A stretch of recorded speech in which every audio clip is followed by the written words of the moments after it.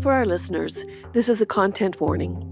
Throughout this podcast, we touch on subjects related to trauma, misogyny, racism and medical racism, sexual misconduct, residential schools, as well as many aspects of death and dying. Should you need them, there is a list of resources in our show notes. Most importantly, as you listen, take a break when you need to, and please take care of yourselves.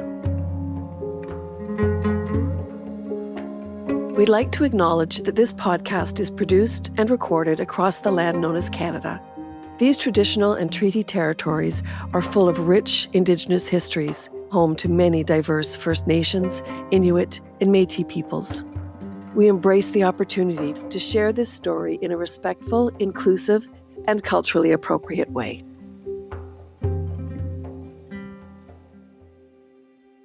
I'm Danielle Wilson-Brown. This podcast is about my mom, Marion Brown. She is a visionary, perpetual student, the biggest nerd, and adventure seeker. She is in a one-life stand with my dad, Fred.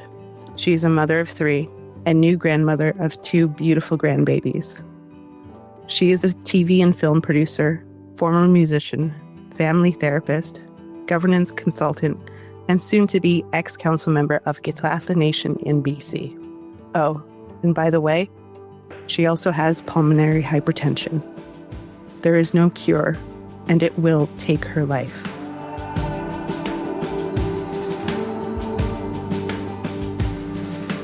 And so, we're going to share our story and this end-of-life journey with you. I hope you'll join me, Danielle Wilson-Brown, my mom, and some special guests as we begin to discuss death, dying, and above all, living. Welcome to Before I Go. Well, today we're talking about MAiD, about dignity, control, and about stigma from the lens of an Indigenous medical professional. We are honored to share this conversation about MAiD with our guest, Dr. Nell Wieman. Dr. Wieman is the Chief Medical Officer at the First Nations Health Authority in BC, where she has worked since 2018. I just want to say thank you so much for joining us, and I really appreciate you being here and sharing your perspective with us. And I'm hoping you can give us a little intro and some of your background. Sure. Thank you so much, Dani and Marion, for having me. I'll start by introducing myself and acknowledge that I'm joining you today from the traditional, ancestral, and unceded territory of the Coast Salish people, including the Musqueam, Squamish, and Tsleil-Waututh nations. And I am originally from Mishi-Powittic First Nation, which is a remote fly-in community in Treaty 5 territory, part of the Anishinaabe Nation. And I'm also a survivor of the 60 Scoop. I was in foster care for, the first 3 or 4 years of my life.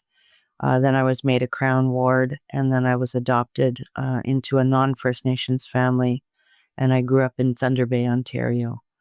And then from there, I went to school for a whole bunch of years and somehow came out as a medical doctor, and I specialized in psychiatry, mostly because I loved working with people and hearing their stories and being able to offer them, the help that I felt that they deserved. And I practiced clinically in Ontario for about 20 years, including about 6 years on the Six Nations of the Grand River Territory, which is a reserve community in southwestern Ontario.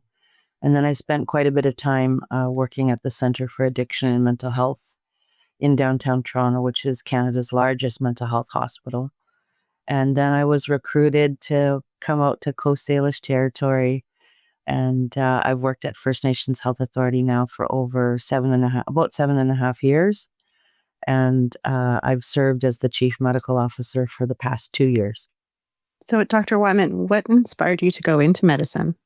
So I was in school. I did a bachelor's degree in kinesiology, and I was doing a master's degree in biomechanics. And part of my work involved studying falls in the elderly. So I had 16 research participants as part of my research, and they were older folks. And it would take a while when they came into the lab to suit them up with all the equipment.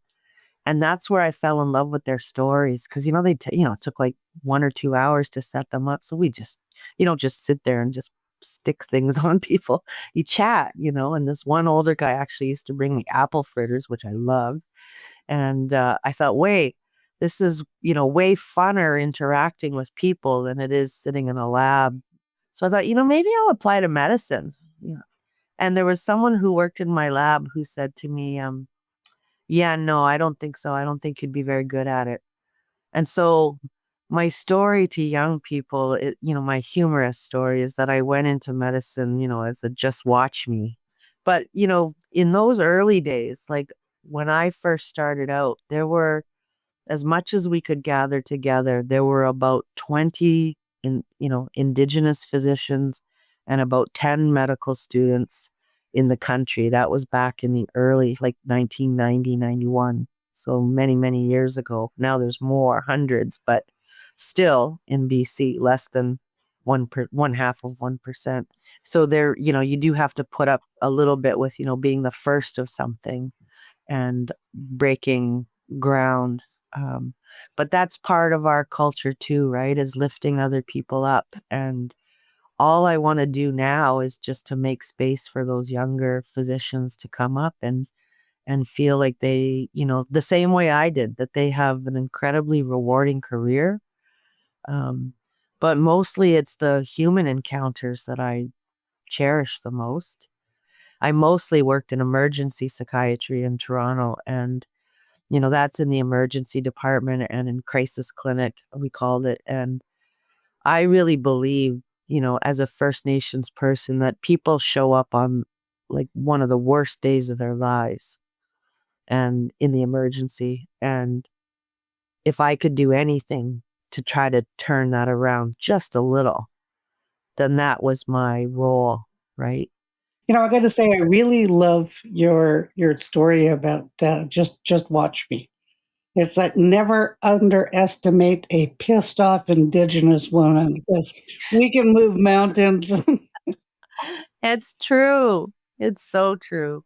Mom, why don't you introduce yourself? Hi, Dr. Wieman. It's great to have you on our podcast.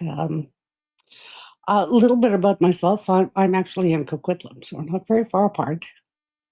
I've got a background in film and television. I tried to leave the industry and went to get my MBA. But the film and television industry is kind of like the mob. Once you're in, and it's really hard to leave. I'm a consultant. I just finished my term as a council member for my nation, the Kitlatla Nation, just in northern BC outside of Prince Rupert. And I was diagnosed with pulmonary hypertension 7 years ago. My sister died 2 years after her diagnosis. So this rare condition isn't necessarily that rare in my family. So this podcast was to open up that conversation around MAiD, because I had watched my sister go to her grave just hoping and praying for a lung transplant, because with pulmonary hypertension, there is no cure. So a few years ago, I had decided that I will use MAiD at the end of my life when there's nothing else they can do for me. And so that opened up the whole conversation with my family, with my community. And it's brought up a lot of very interesting things. I had looked after my mother after she was diagnosed with stage 4 ovarian cancer. So I have quite an experience with hospitals in BC. And as a caregiver for my mother, it was essentially facing, the racism, the medical racism that exists, and having them see her as somebody's mother, somebody's wife, somebody's daughter. And that in itself was quite a feat with every doctor and every nurse that came in. But the important part of this is the conversation around MAiD.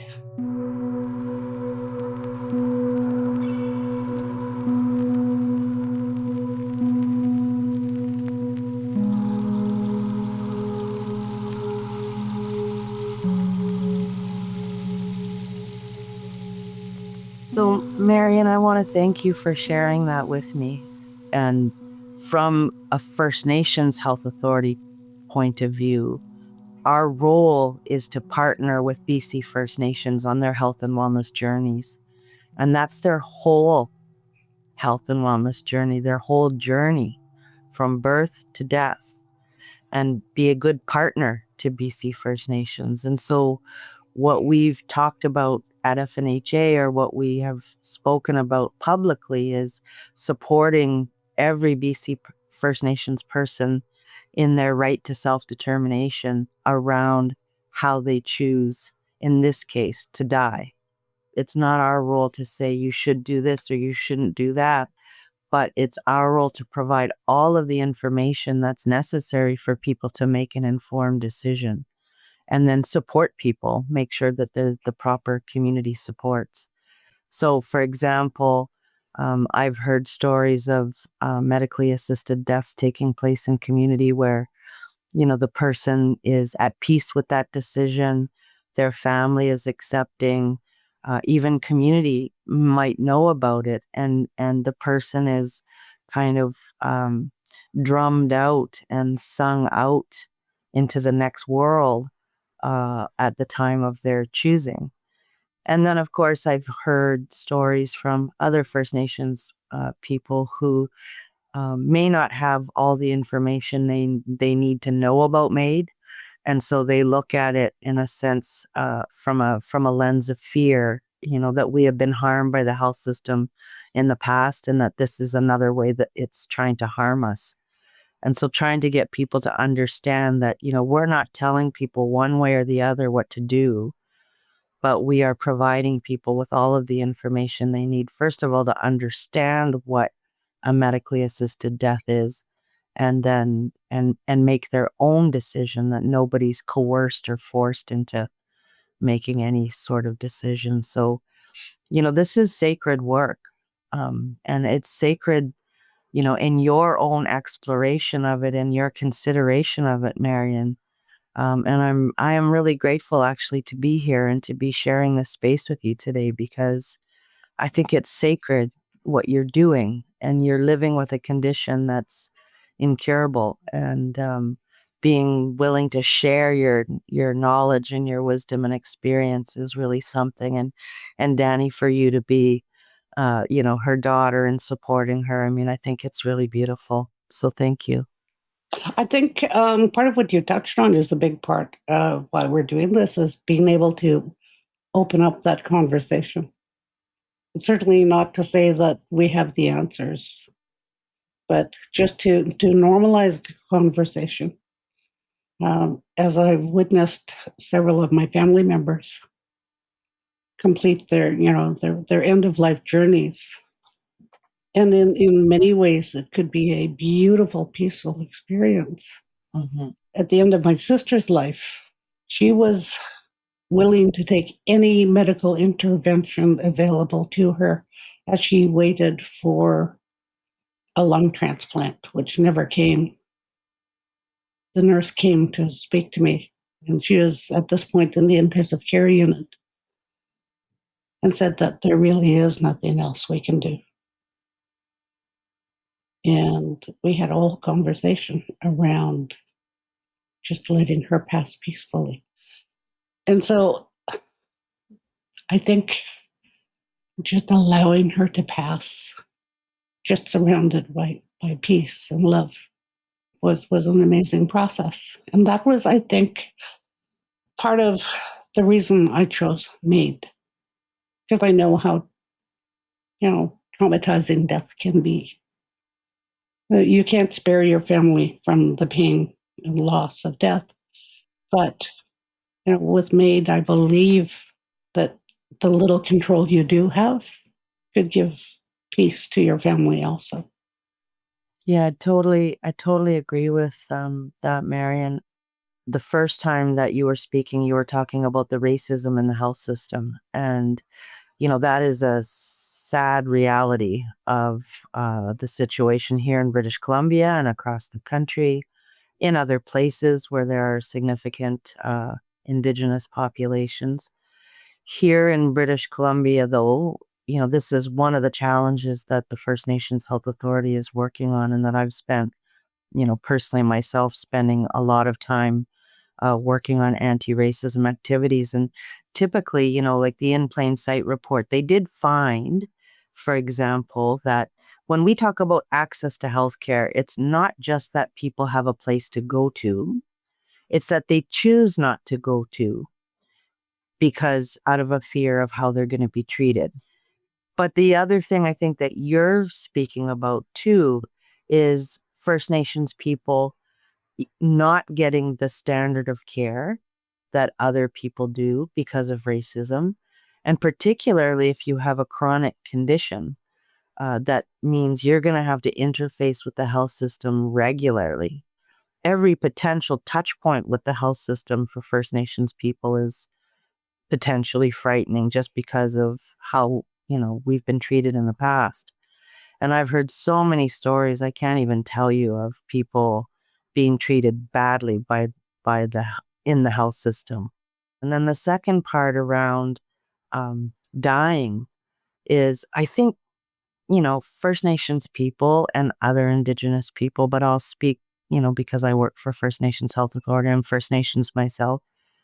We do in some ways, I think, have a more holistic view of our lives. We recognize that we were born. There's certain ceremonies that happen when we're younger and throughout our lives, but there is also that sacredness and ceremony about dying and about closing that circle. I mean, there are so many ceremonies around death and dying. My mom's side is from Kikatla. Our village is over 13,000 years old, so we have some very deep-rooted traditions and beliefs. And then the other side, my dad's side of the family, is from Haisla territory.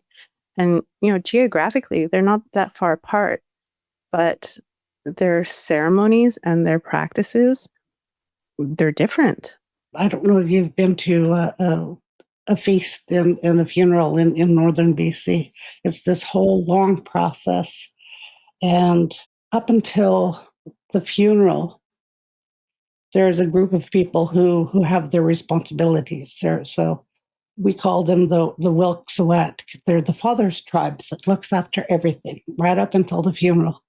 And then once they have the funeral, the tribe of the person that was just buried takes over. And then they've collected money and gifts and things like that they will give out to everybody.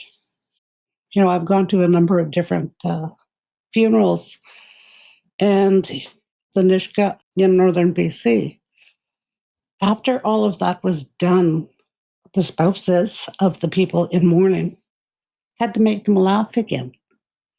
And so my dad had left and came back dressed in a dress with all this makeup and the hat, and he's dancing around in front of my mother to let her know that it's okay to laugh again, that life continues, that yes, this is hard and it hurts, but it's okay for you to laugh again. Well, I haven't had the opportunity to be in northern BC for a funeral yet, but maybe that will happen. When I worked in Ontario at the Six Nations of the Grand River Territory, I had the opportunity to go to a couple of funerals of both patients of mine who had died, but some, family members of the women that I worked with at the clinic. I remember that they had something called a 7-day feast, which was after the person had died, where they dispersed all of the belongings of that person amongst all of the people attending that feast. And the thinking, I guess, that I understood from what I was told was that, the spirit of that person needs to move on to the next world. And if all of their things are kept in one spot, then it'll be a bit of a pull for them. It'll keep them in this world. And so you disperse it amongst people. And so I've received different little brooches or, something that belonged to that person. And then 100 or more people receive things. And then that gives their spirit the freedom to move on. When my mom was dying, actually, in Thunder Bay, they had a brand new hospital, and they actually had a place where you could go and sit around a fire with an elder. And before my mom died, this, traditional elder worked with me. And, she said, when we are born in Anishinaabe culture, traditionally we're given a cedar bath. And when we die, someone gives us a cedar bath to welcome us into the world and see us out of this world. So I went and collected cedar with my best friend. And I asked my Dutch mom, could I do this for you? Could I give you a cedar bath? Because it's really important to me. And she was like, oh, it just smells nice, and she let me do it. But that's part of it too, is, what do you and the family want it to look like, so everyone feels like they're a part of it, that their voice has been heard, and that it is as peaceful and wonderful a moment as it can possibly be. I appreciate you bringing us back to those ceremonies that bring us so much comfort. Like, I used to joke to people that when it comes to funerals in my family puts the fun in funeral, or at the very least, we put the FU in funeral. It's it's all of those ceremonies that bring humor, that bring the sadness. When I was learning about my husband's nation, um, when it came to the burying of the family member, they actually used to have criers. They used to hire criers who would just wail. And there's something about hearing that very guttural, painful, soul crushing cry that just sort of brings it out in you. And so those ceremonies are important, and they have to be honored. And I'm so glad that your mother had allowed that process to happen with you, because that comfort is for you. That comfort was, that was what gave you peace. And that's something I'm giving a great deal of thought to when it comes to my use of MAiD, is my family has to be okay with it.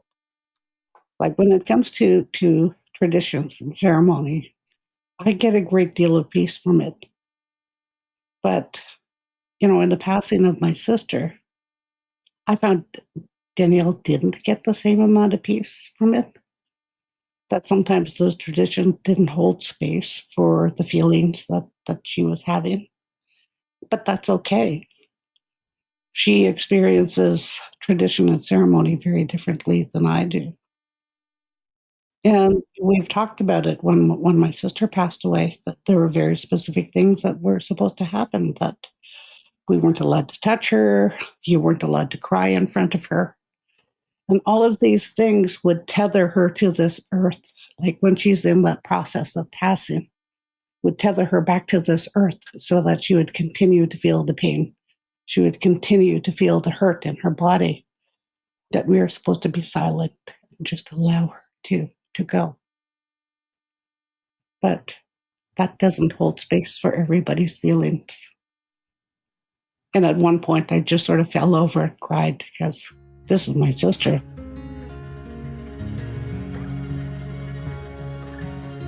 I'm Danielle Wilson Brown, and this is Before I Go, a podcast where my mom, Marion Brown, and I have some of the most profound conversations of our lives about her end-of-life journey.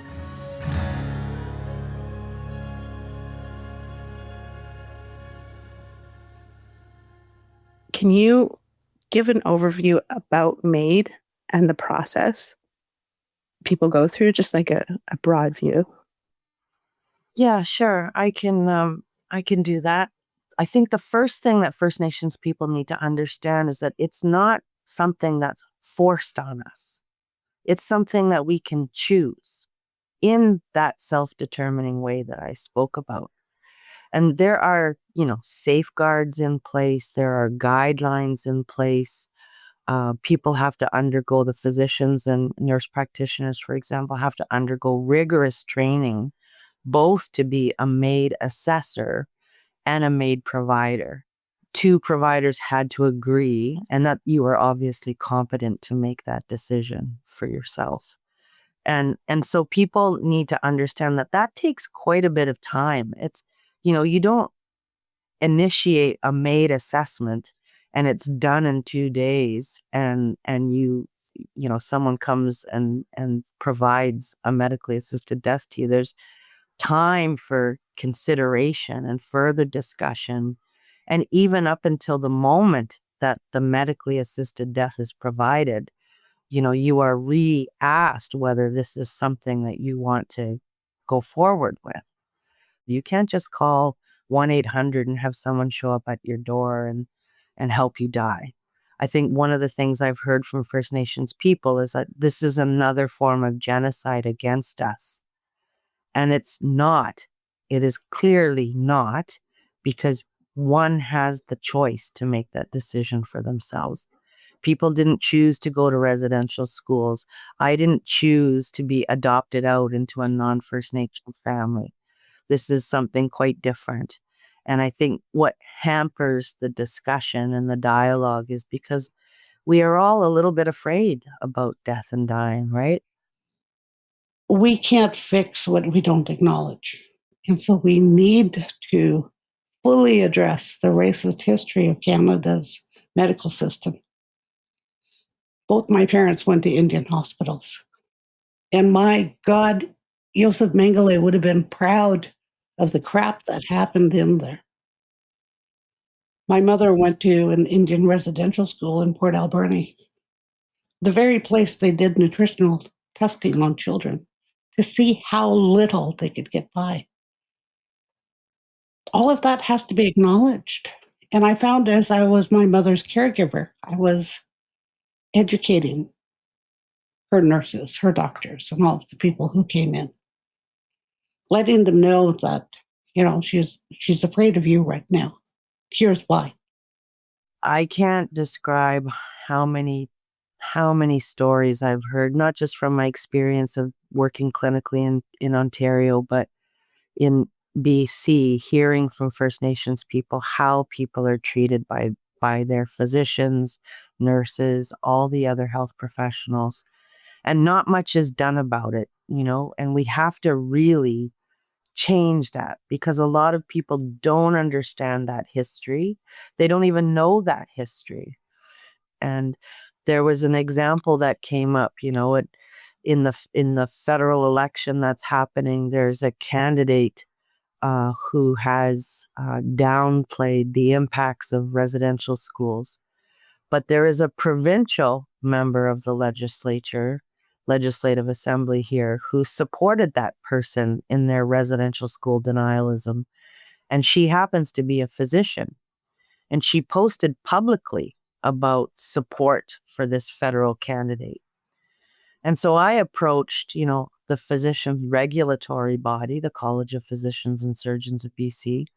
And I said, this person has violated the standard of practice on cultural safety and anti-racism that all physicians have to adhere to. They violated the BC cultural safety and humility standard. It's obvious that this has happened. These are the criteria of genocide. And if she doesn't believe that this is genocide, then, she's way out of line. And the response I got was, we can't tell you if a complaint has been filed, but if you want to file a complaint, click this link. Say it gave me a link to click. So it's like, why is the burden on us, on First Nations people, to make that complaint when that was a very public thing that happened on social media? The college should actually go, you know what? Now we'll take it from here. We'll take care of our own. We'll get her in line. She'll be disciplined in some way. But no, that didn't happen. I was just recently this spring, I had a condition that required me to go a couple of times back to the hospital for IV antibiotics for infection. But when they first saw me in the emergency and they put the intravenous in, and I went home with the intravenous and back and forth, but they did it where it was really painful. And on my way that I was getting discharged from the emergency, this nurse was really in a hurry. I don't know if it was entirely due to racism, but she was really rough. And I should mention, I never identify as a physician when I go to the healthcare system. I always go undercover. I want to see what people, make of me and what people treat me like. So she was really rough. And I was saying, that really hurts. I don't think it should hurt that much. And she was like, it's correctly placed. I don't know what your problem is.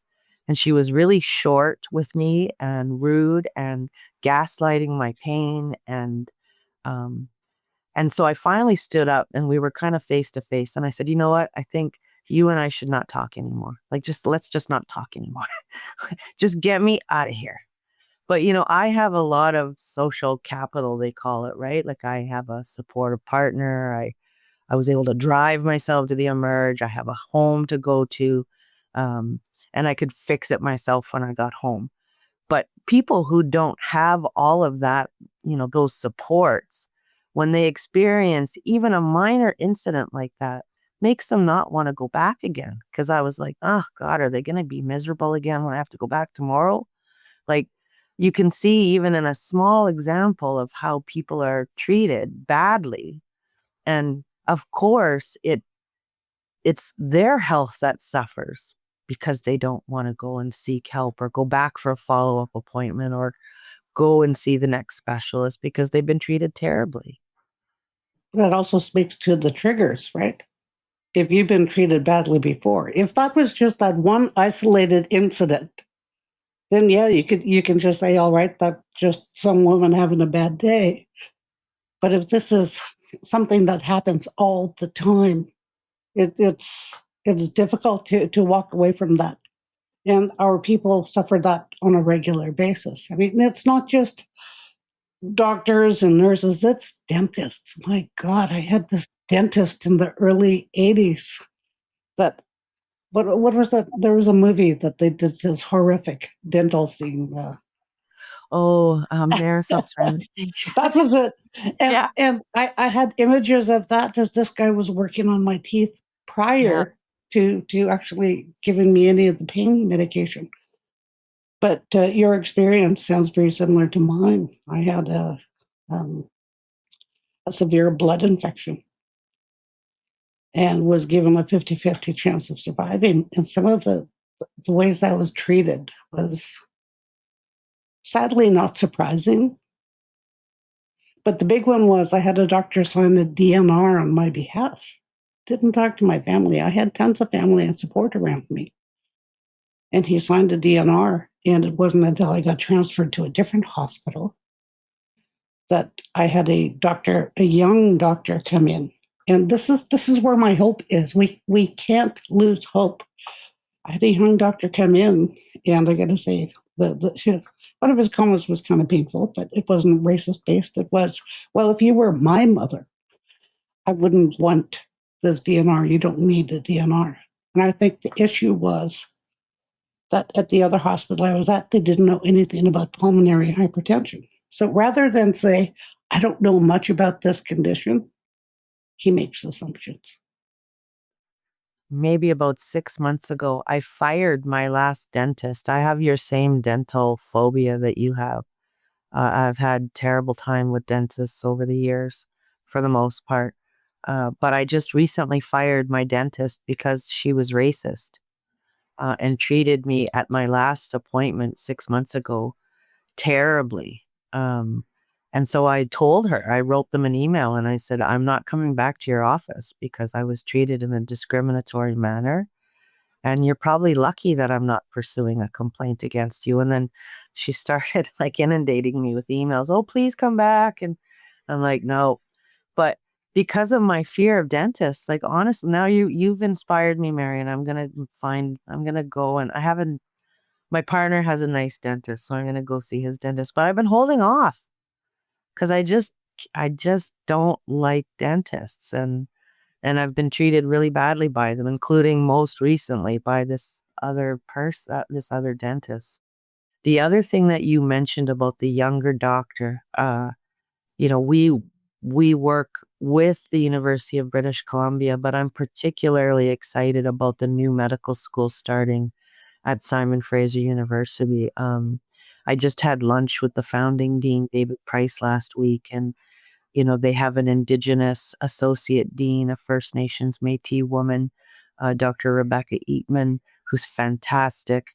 We are looking to admit as many Indigenous, First Nations, Métis, Inuit medical students as possible into that school, which has a focus on primary care. So they're most interested in producing family physicians, psychiatrists, pediatricians, people who work sort of in primary care, and psychiatrists are included because mental health issues are such a common complaint amongst people. So, really looking forward to making sure that those younger generations of physicians who are taught, just automatically know that behaving in a racist manner is completely unacceptable.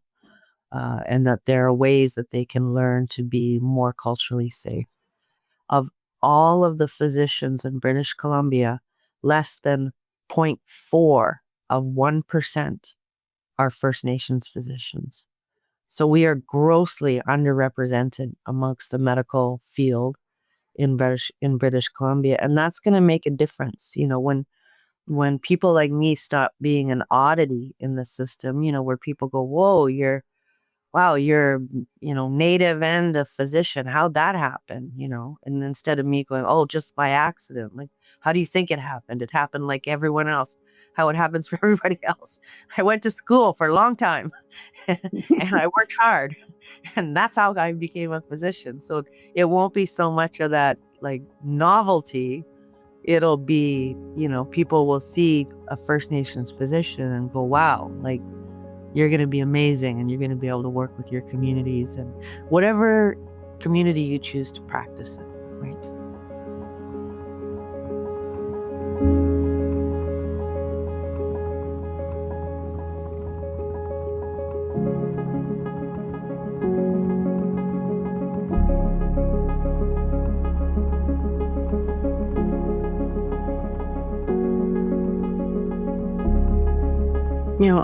I really appreciate this conversation, and, I'd appreciate, do you have any advice?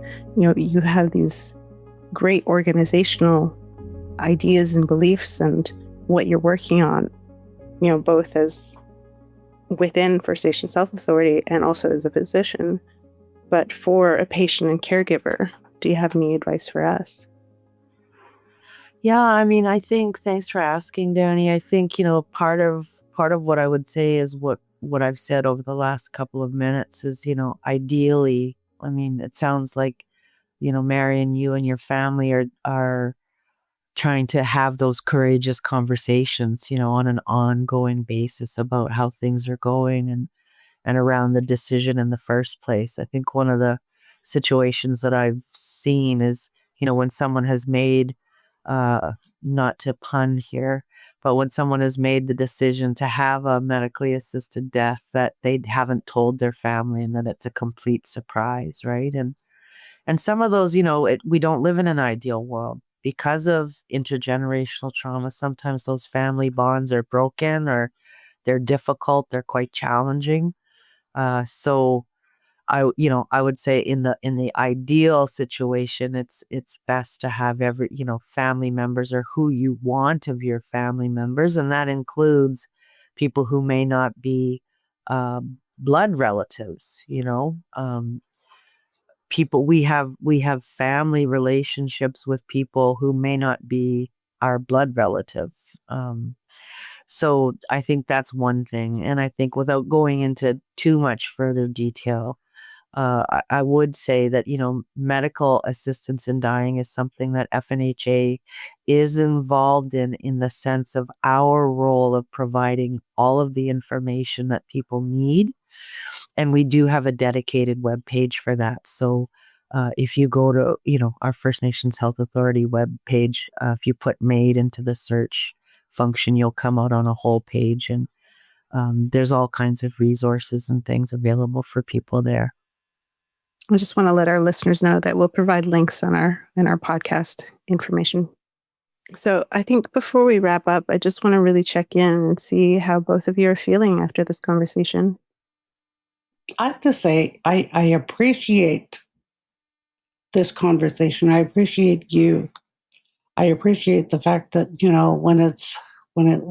I'd love to be able to see somebody like you come into my room, somebody who looks like me, somebody who has an understanding of who I am, just as the shared experiences that we have. That I'd gone through school without ever seeing anybody look like me. I've gone to dentists and doctors and nurses, and there was never anybody who looked like me. And so I joked about that pissed off Native woman, but oh my God, she has gotten so much shit done in my life because as soon as my back goes up, that's it. I'm buckled in and ready to go. So thank you, Dr. Wieman. Thank you for getting pissed off enough to become a doctor. Well, thank you to both of you, actually. What a gift it is to me to spend some time with you. I feel like we could talk for a lot longer about all sorts of different things. But, I just appreciate being able to, to be asked to come on to this podcast and just start conversations, and hopefully people listen. It'll provoke people to have those conversations, or to raise up their courage to have those conversations about MAiD, for example, and maybe spur people into doing something more in the area of anti-racism. I think that's really important. But on a personal level, I just really want to thank both of you, not just for asking me, but for, having an open conversation about things and getting to know you a little bit. And I know, Marion, that you are a real person struggling with a real chronic condition that is degenerative. And so your time is precious. And so that's a gift to me that you've given me of your time. And I'm really grateful for that. And I want to say, make witch and raise my hands. And thank you, Dani and Marion. I hope we get another chance to talk at some point. But I wish you a sacred journey. I mean that. Thank you. Thank you so much. I just wanted to check in with Dani. How are you doing? It's always difficult having these conversations. Like you said, time with my mom is sacred. We were given 5 to 7 years with her 7 years ago. And so I know how precious time is. And so sharing my mom with the world has been honoring her journey, honoring her decision. And every time I come on to this podcast, I'm doing that. And so I really want to thank you for sharing your perspective and sharing your experiences, because this has been a very personal journey. And so we've been talking to each other, but having a broader view, a bigger view of this issue and how it impacts not just us, but all Indigenous patients and caregivers across Canada. It's an important conversation. And I really appreciate, this platform providing that. But with that comes the frustration of, why do we still have these societal issues? Why do we still have to deal with racism? Why do we still have to deal with discrimination? Why do I have to convince a doctor, a nurse, that my pain is valid, that my existence is valid? And then balancing that with maintaining that hope, a hope that it will get better, that we won't have to fight, that we won't have to advocate for ourselves, that we don't have to prove our humanness to these medical professionals. And I will never lose that hope that we'll get to that point. And so listening to you and your perspective and your career is helping maintain that hope. Before we sign off on this, I just really appreciate this time and energy that we spent on this topic today. I keep saying at the end of all of these conversations is that self-care is not a choice, it's mandatory. Totally agree. Thank you, Dani. Thank you both. All right. Thank you so much for joining us. And we'll see you on the next episode. Out before I go.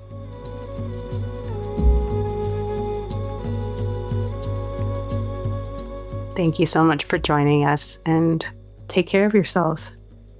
Self-care is not a choice. It's mandatory. Figure out how to take care of yourself.